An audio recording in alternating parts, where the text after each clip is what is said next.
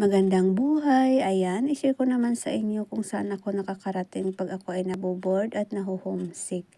Ayan, narating ko nga ang lugar na ito kung saan nakatira si Ate Maria. Ayan, ang aking bestie. Shout out sa'yo, ate. Ayan. So, shopping mall po ito na area. Ayan, isa siyang shopping mall. Hindi katulad sa atin. Ayan. 'Di ba? Napakalinis, wala pa masyado tao dahil 7:00 pa lang ng gabi. Ayan. So, malaki po itong mall na ito hanggang doon sa kabila. So, dito na lang ako na side. Ayan. O, 'di ba? So, wala si Ate Maria kaya ako na lang muna mag-isa. So, sanay na mag-isa.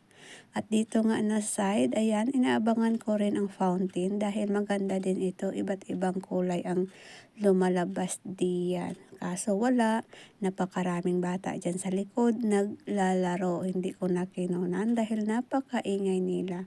So, nagbabike din yung iba dyan. So, dito na lang ako na area. Ayan.